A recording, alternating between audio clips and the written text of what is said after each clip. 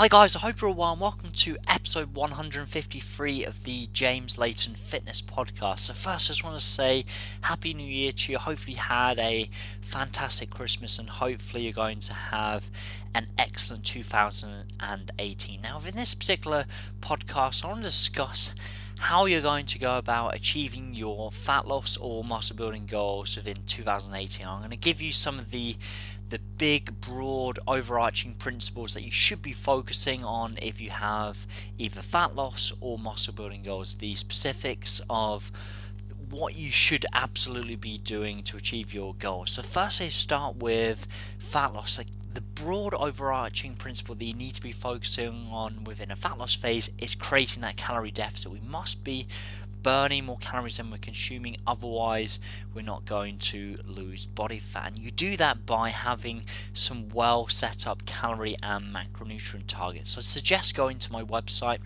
James Layton, Layton fitness.co.uk.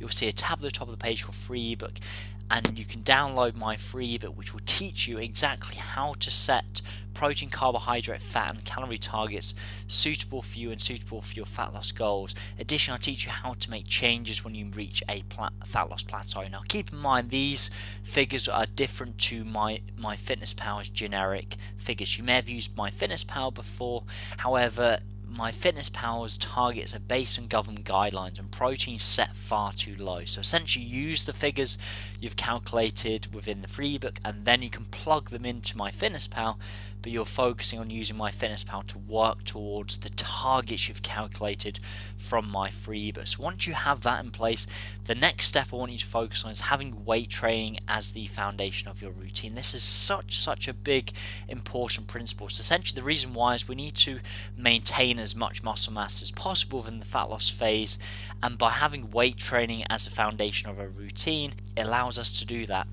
This applies to males and females, and then when you're actually losing the weight, you're mainly losing body fat and not losing muscle mass because you've got that weight training as the foundation of your routine. So now you've got the macros and calories set up, the weight training, now cardio. Now keep in mind you can ultimately make some progress on just having weight training and manipulating your calories, but in most circumstances you're going to need some cardio, and this will vary from person to person, the amount required. So for example, typically females just require more cardio, they require less calories to lose body fat, but a good place to start is approximately 3 HIIT sessions at the end of your weight training sessions. Even if it's just 10-15 minutes, 30 seconds working as hard as you can, resting for 30 seconds, then repeating for 10-15 minutes. It's a great way to burn a lot of calories in a short space of time.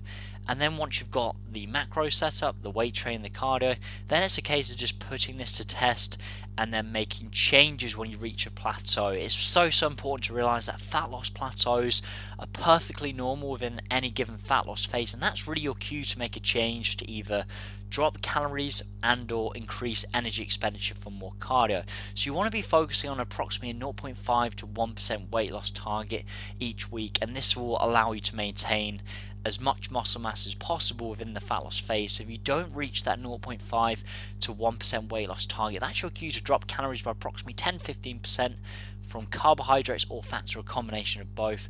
Protein will stay constant to preserve lean muscle mass, or you can add in an additional cardio session as a way to increase energy expenditure, and that will be a great way to bust through a fat loss plateau. And then you're simply rinsing and repeating. We've got the macros in place, we've got the weight training in place, and then we're merely manipulating either cardio or calories when we reach a fat loss plateau. This is where the majority of people go wrong, because people believe that once they've set their starting nutrition, macronutrient and calorie targets, then those targets are going to be what's required at the end of the fat loss phase as well, throughout the whole fat loss phase. And that's simply not true.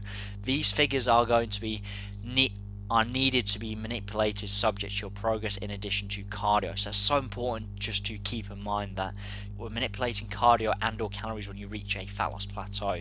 So important. That's where 99% of people go wrong in the fat loss phase. They don't manipulate their calories or cardio when they reach a plateau.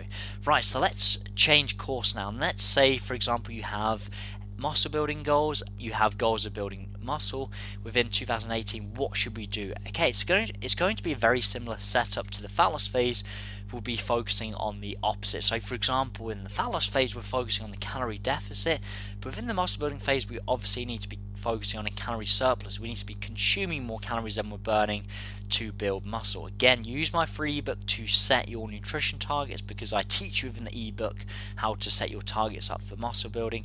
And then the next key is a weight training program that focuses on increasing volume over time. The evidence is very clear now that volume is the biggest determining factor for influencing muscle growth, and therefore having a program set up to increase volume over time will allow you to continue building muscle. Now keep in mind, this sounds more complex than it actually is, because essentially if you get stronger within the reps and sets you're currently doing, then volume will be going up by default, because volume is essentially sets times reps times loads.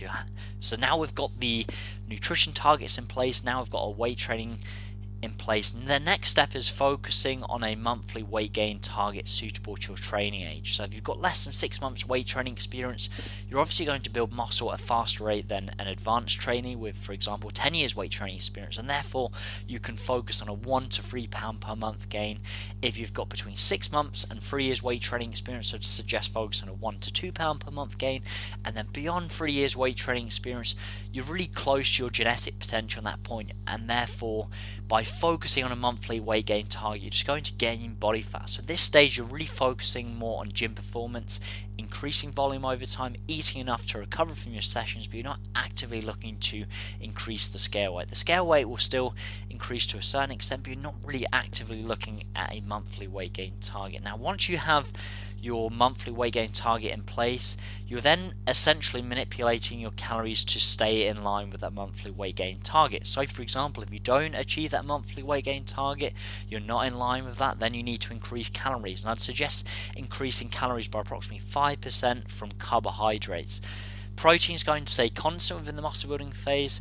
Carbohydrates is the main macronutrient that will be increasing within the muscle building phase, because this will have a direct impact on your gym performance, your strength. Fat will also increase slightly, but focus mainly on increasing carbohydrates over time by approximately 5% when you reach a muscle building plateau, i.e. when you're not in line with that monthly weight gain target. Additionally, focus on trying to bring up some of your weaker body parts, especially if you've got at least a couple of years weight training experience. Focusing on having more sets and exercises for your weaker body parts throughout the week, trying to have more volume for those weaker body parts is going to allow you to bring up those weaker areas and therefore have a more balanced physique. So hopefully this has been useful. Hopefully you can start applying this within 2018, whether you have goals of fat loss or muscle building. Start taking action, download the free ebook on my website and start actually implementing this. Thank you very much for listening. If you're still yet to subscribe to the podcast, please do, so you don't miss an episode as these podcasts come out every single week. Have a great